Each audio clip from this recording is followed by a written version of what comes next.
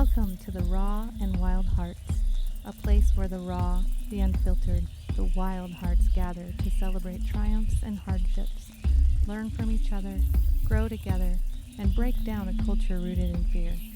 We will talk, we will laugh, and we will lean on each other about everyday life experiences that we could all use a little support through, and then we'll bask in the wild, magical beings that we are.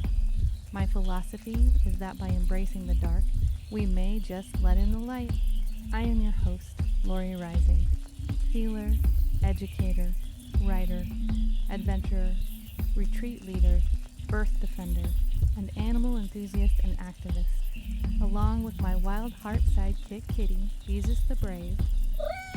We'd like to invite you to get excited about the Wild Heart Revolution. Hello, beautiful souls. Welcome to the Raw and Wild Hearts podcast. I'm your host, Lori Rising, a star medicine channeler and sacred guide, and welcome to today's episode, A Good Death. A good death. A good death. How does that feel when I say those words together? Truly, take a moment and notice what happened with you and in you when you heard me say that, when you heard me share that, when you heard the possibilities in that. Oh, I have been sitting with this for a while, actually since the last podcast episode called A Call of the Queen with Inara Griffin, because when she said it, my cells came alive. We dropped into someone making a transition, and as she was speaking of it, she said, and they had a good death. I exploded with excitement about a good death. We have been so trained to fear death and disassociate ourselves from death that we've actually created a life where we avoid it at all costs. And the thing is, when we embrace death, the normalcy of death in our seasonal, our cyclical living, we embrace evolution. Now, this podcast is coming out at quite the divine time, of course. We have the rare blue full supermoon of Pisces on August 30th. I'm dropping this the night before. Definitely not a coincidence. Pisces is the sign of completion. It's the last sign of the zodiac. And this full moon is the most powerful moon of the year. So y'all, get your crystals out, get your water, get your cacao, get your oils, whatever it is, charge them in this moonlight. Let everything be illuminated by this heart-led essence. This is the third supermoon in a row of 4, and it just continues to give us that power of fully releasing that which does not serve us any longer in our lives.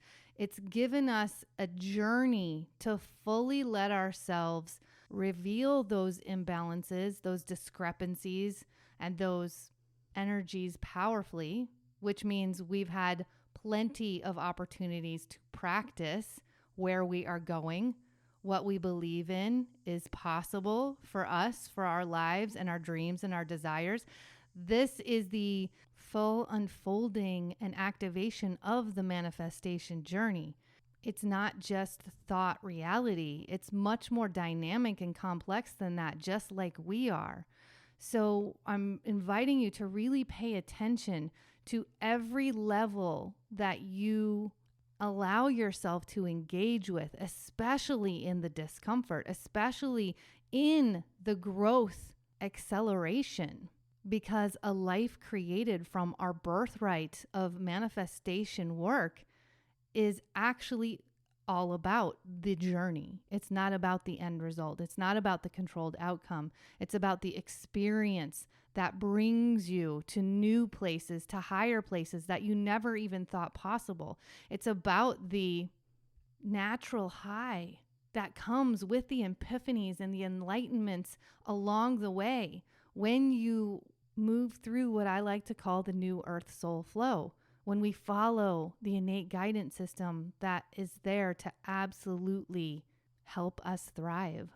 So Pisces wants you to release, just like the full moon wants you to release through the illumination of what's not working anymore. And that equates to the death of what you are holding on to based on how you thought you needed to get there. So my friends, this is really go time for the flow time. I just made that up, but it really works in this scenario because this Pisces full moon is bringing the floodgates. It is wanting you to stay in that open heart, which means that it wants you to grieve, truly grieve, and celebrate the end of what no longer fits. And let me ask you this. How often do you try to distract yourself or avoid the rumble of the tidal wave that wants to move, release its velocity, and dissipate? Now, if you have any points or planets in Pisces or even in your 12th house, you're going to feel this a lot stronger. And I'm laughing because y'all, ooh, the floodgates in this house have been burst open. And that's been going for a good 6 months now. Yeah, 6 months. Wow, that's wild. But ever since the spring equinox, we have been on a fast moving trajectory in the acceleration of the light coming in. That means we're also in the acceleration of the limitations that need to go. They need to go. Like, no joke, they need to go. We have to stay on the precipice. We have to say yes to what we haven't known before. We have to find our way into softness and trust in order to persuade this nervous system that it's going to feel a hell of a lot better on the other side, instead of keeping it in a loop, in that limitation, in that core wound. So that is the depth of the work that we are doing. If you've been feeling it for the last 6 months, if you've been feeling the call to go bigger, to find the mentor or the group that holds your highest and brightest light and potential in this unfolding, it's for a reason.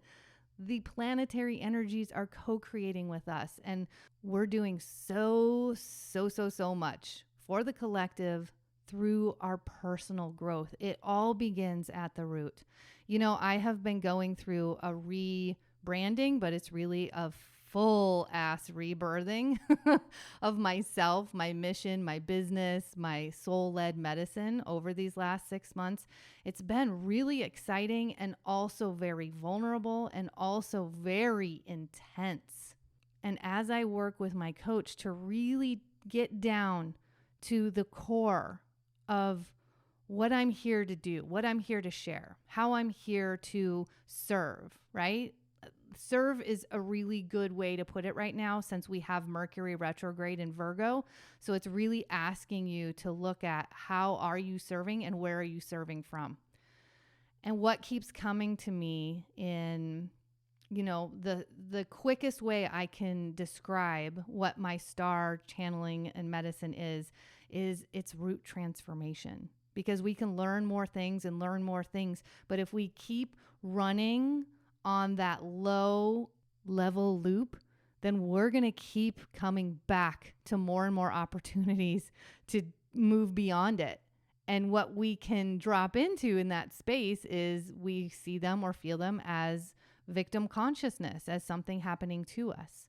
And Venus in retrograde, who's about to station direct on September 4th, has really asked us to crack our hearts open, to continue to lead from that soft space, from that receptivity and that core of love that we really come in with in our light.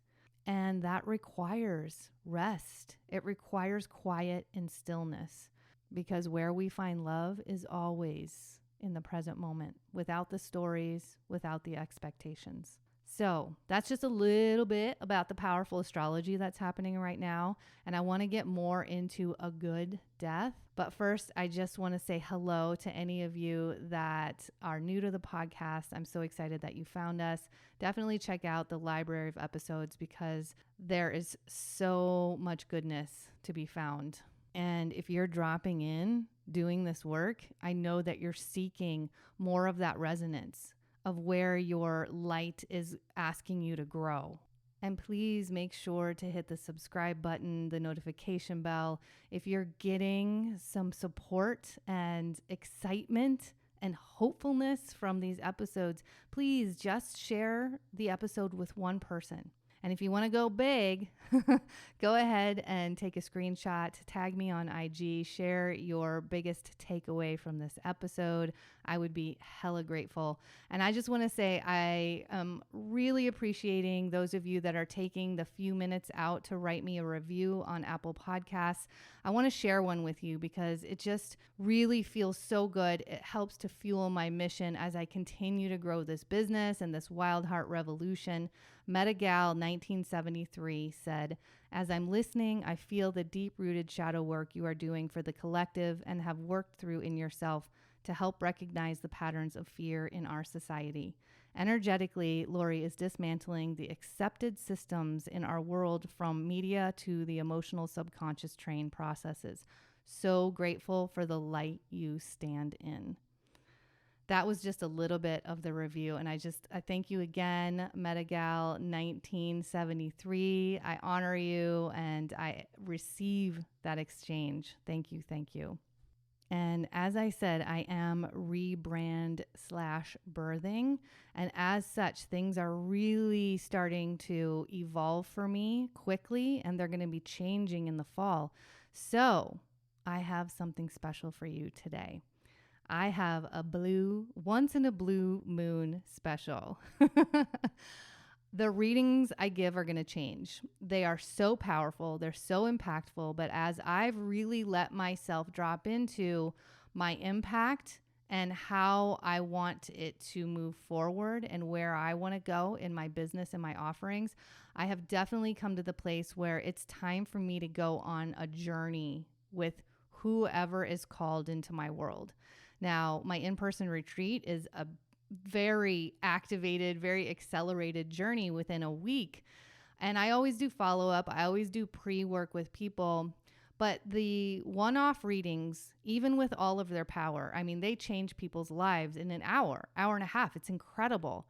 I have been left a little wanting from them because I don't get a follow-up. I don't get to witness and cheer you on during this transformation. And I don't get to hold you and jump off that precipice with you as you make the aligned actions and choose the aligned risks to take in order to find that heart-led life and that manifested creation of how you came to be here and to shine in your light, quite honestly. So I am moving into one-on-one mentorship and a very intimate group mastermind experience. It's gonna be bomb.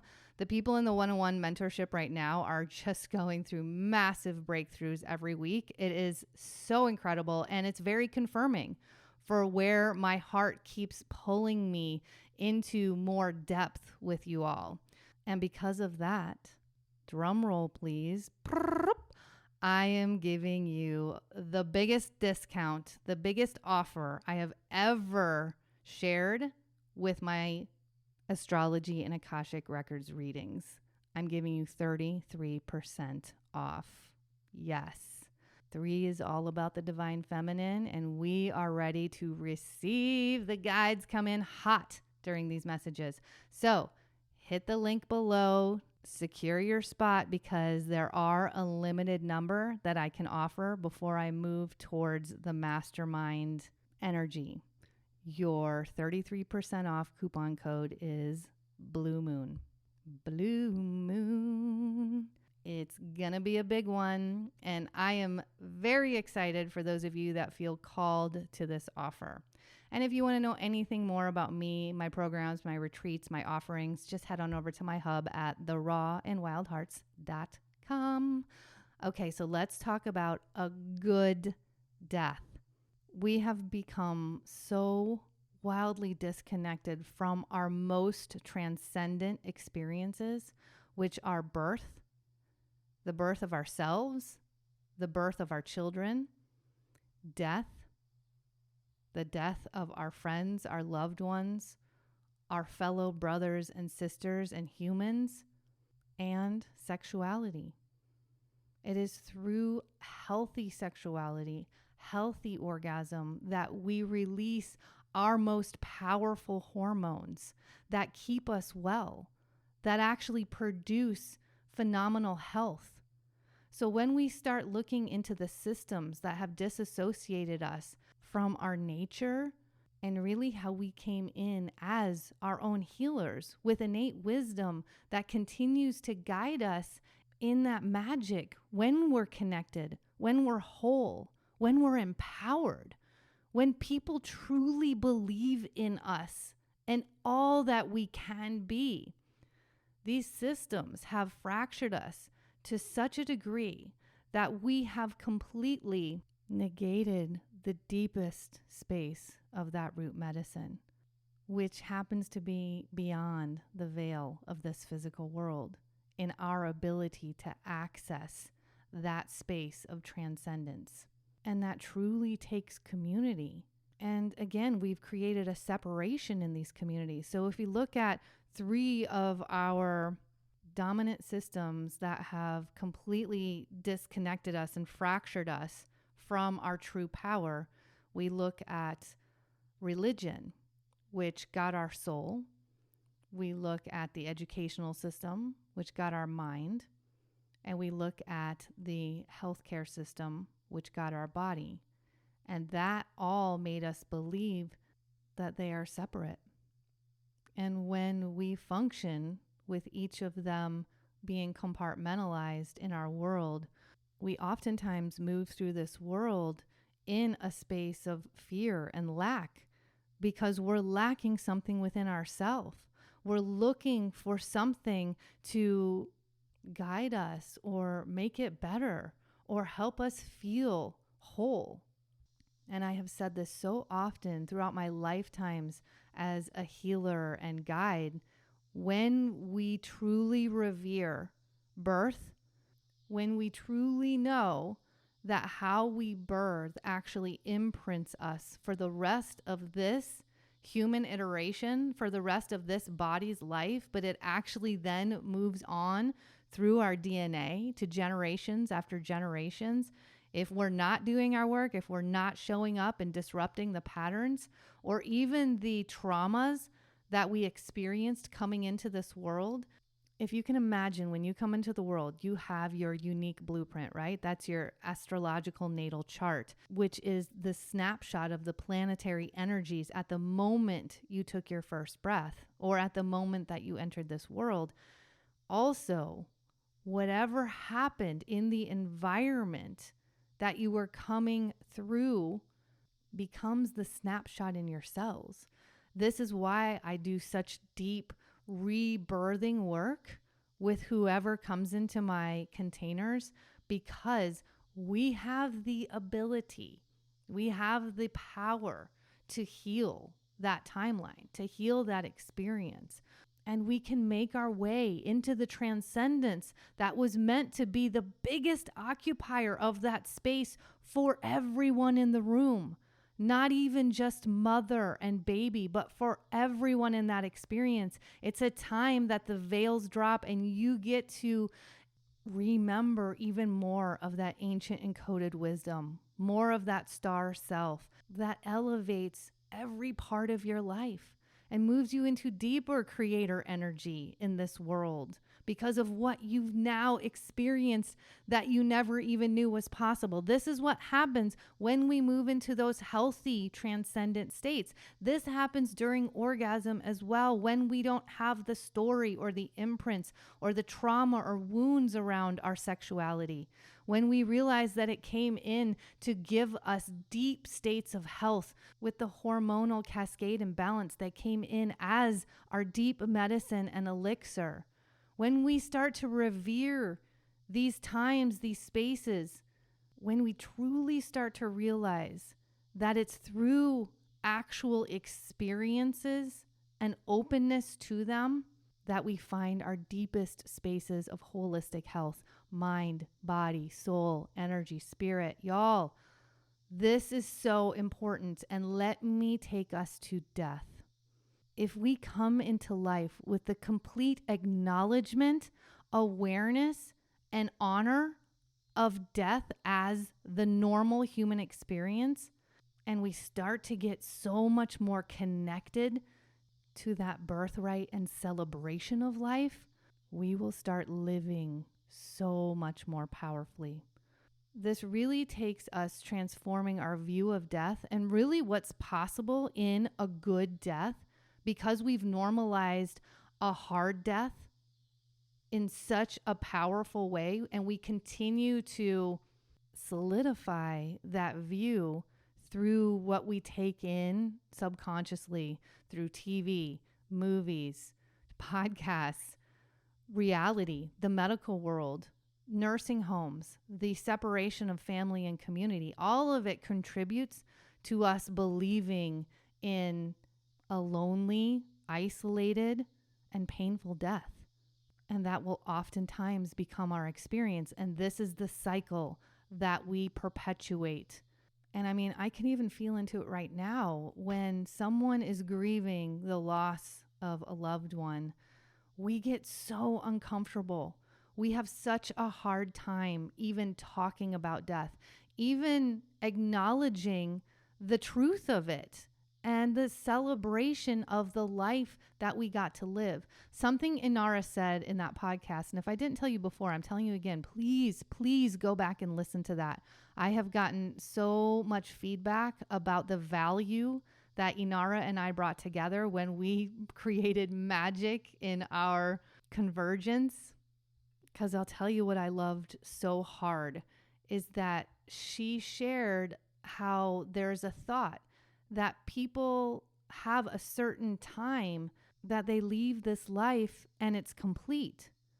So how does that feel, right? Because we are so focused on just this life and the importance of this life and not really ever tapping into what's beyond the physical.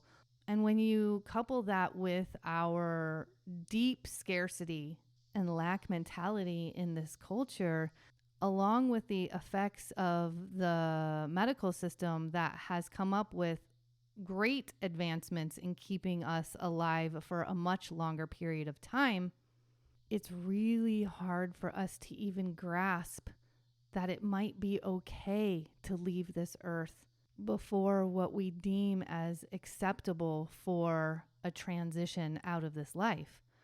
Now, of course, I completely honor the grief, the pain. I've grieved for years and years. When my daughter was stillborn, she didn't even get a chance to come into this life.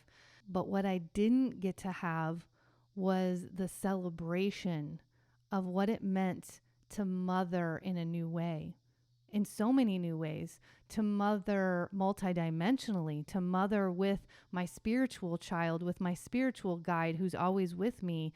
And also what it meant to take all of that mothering energy that I would have put into all of my children. My daughter wasn't the only one to grow wings, as you might hear in that episode with Inara and myself, but to take that energy finally and give it to the collective, share it with humanity.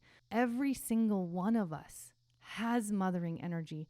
Every single one of us has divine feminine energy within us. And this is the opportunity to really let ourselves move beyond the constructs of what makes a mother, what doesn't make a mother, what makes a family, what doesn't make a family, what makes death okay in our eyes, what doesn't make death okay in our eyes. Because when Inara said that, it just felt so freeing, so liberating to actually believe that. Like, let yourself just take a minute. It might be a lot for you to grasp because of the way that we've been conditioned in death in this culture. But if you can, just grab an ounce of that feeling of how it might feel when we can believe that people complete their journey here at all kinds of different stages, all kinds of different ages, and in many different ways. How does that feel? And then let's take it a step further. How does it feel to believe in the possibilities that come with a good death? To feel into the power of that transcendence that happens when you're surrounded in love, in flowers, in music, in colors, in care, in prayer, in song, in touch. To me, that is absolutely something to strive for.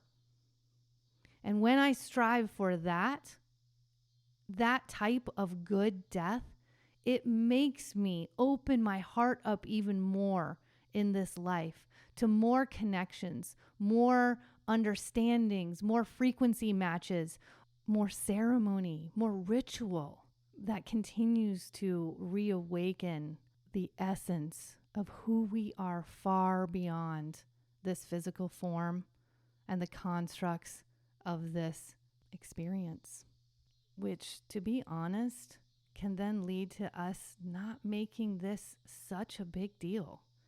When we realize how big afterlife is, and when we really begin to look forward to it, we will live out loud. We will live without limitation and restriction. We will break the bonds of that looming fear.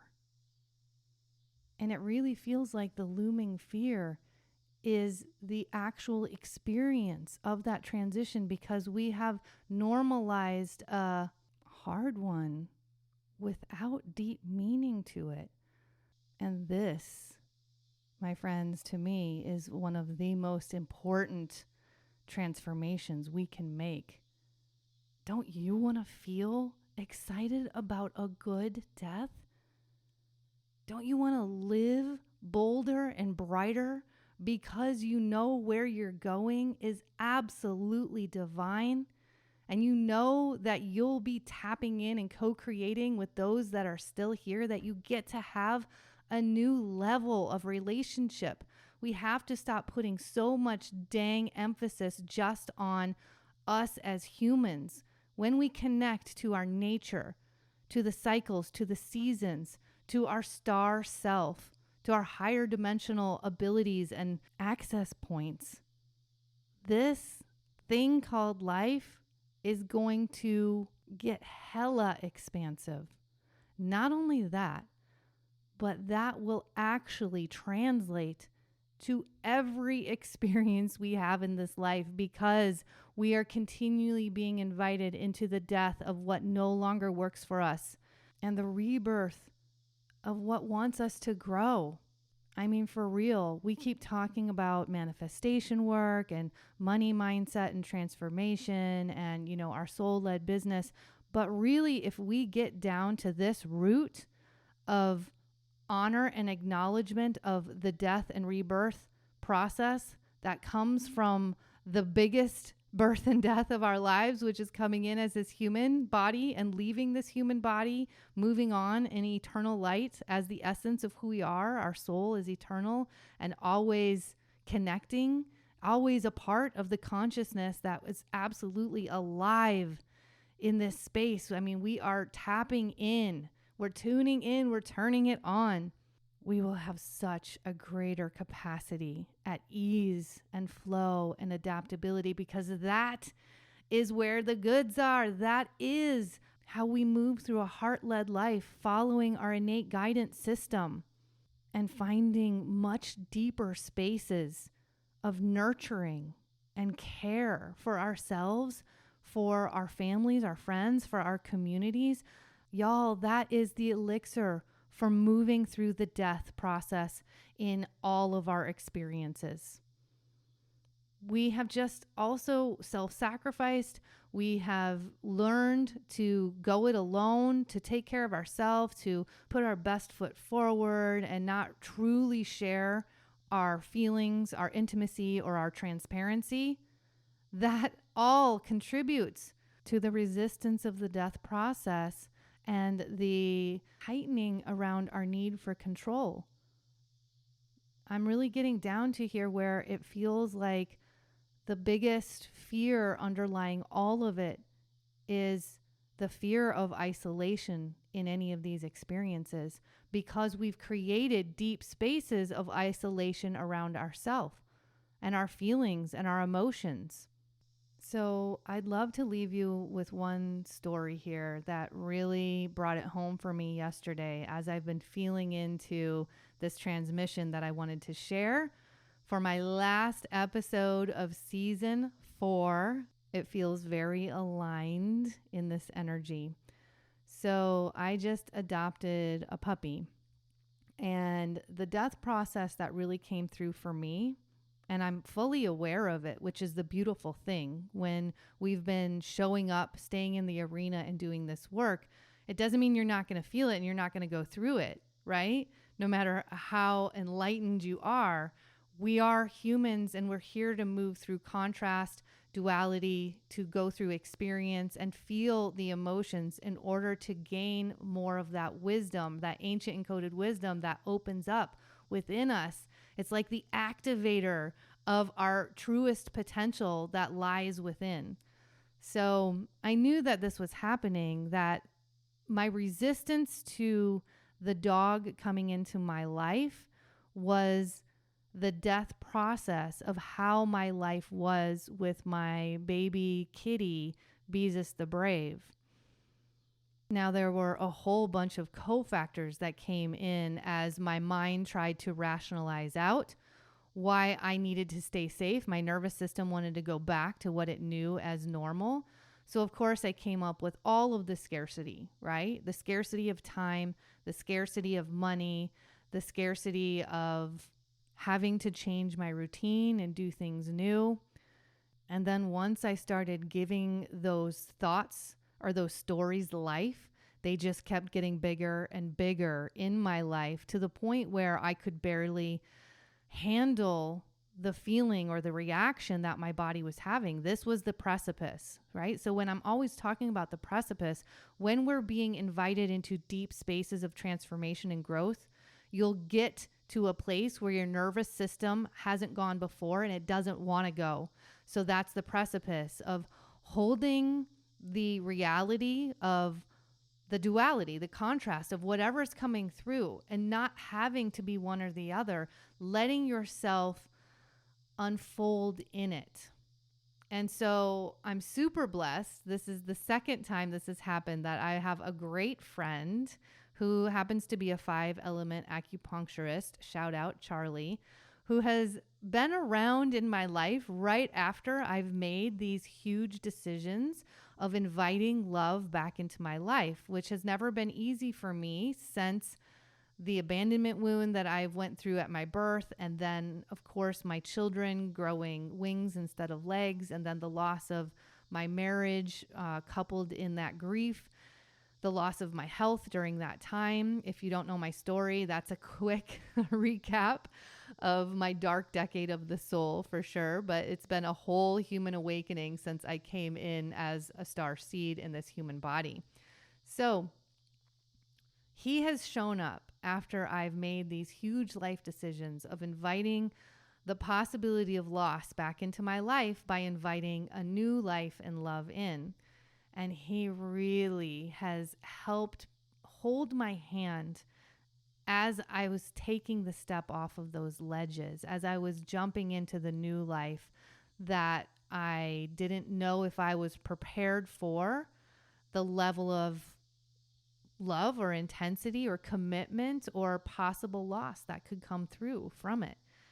And he reminded me when he came around, he happened to come to my land literally the day after I adopted this adorable puppy. And I was going through it. But it was so nice to have that community, that care, And even that witness to my process. And again, I was very cognizant of this being the death process, of the life and ease that I had with Beezus and myself. And this was opening up to deep changes in all of it. So, it was on and off, touch and go. There were moments where I was like, I can't do it. It's not the right fit. I don't know. And, I was so concerned about Beezus, and everything kept going as well as it possibly could. And this is where it comes from. I got the manifestation, downloads, the journey, I got the yeses. Everything led up to me being in this space. So what I had to tell myself is, I got here for a reason. I said yes so many times when I could have said no. I got myself all the way here to this precipice. And this is where I make the final leap, where I make the final commitment to the rebirth of something new into my life.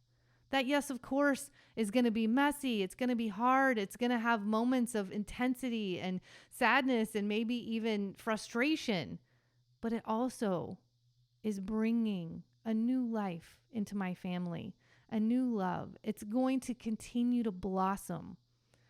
And I, of course, wanted that validation now. I wanted the evidence now. And if I didn't have the evidence now, I wanted to jump ship. I wanted to go back and jump back into the life that I had the evidence for. And even knowing all of this, yes, I still kept coming to that place of utter resistance. I kept coming to that place of insane discomfort with all of the yeses, with all of the tests that the dog passed. The discomfort was still alive. And so Charlie's last morning here, he offered me a treatment. I'd never had 5-element acupuncture before, and this treatment was so soft, so gentle, and so nurturing. It had a lot of touch. And I noticed during the treatment how much I craved and loved that touch.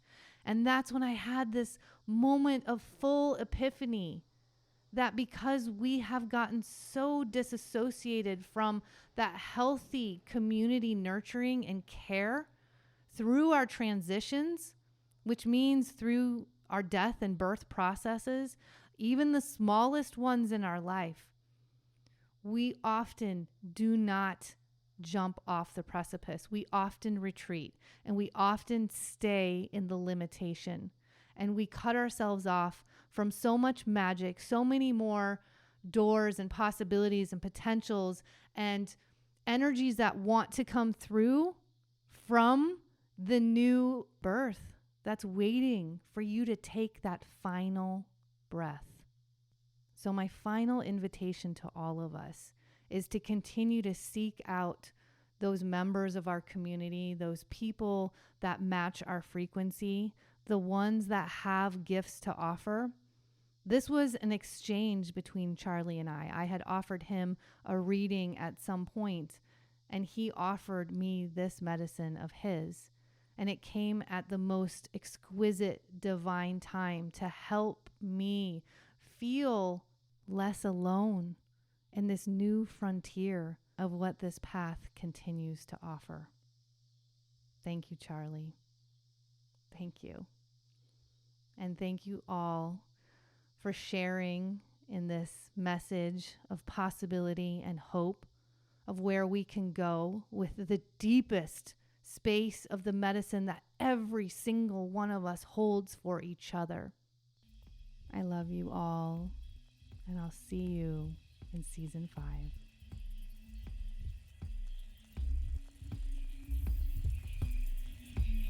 And with that, let's normalize the struggles, celebrate the quirks, and lean into the light. From myself and Beezus the Brave, happy Wild Heart Revolution, friends.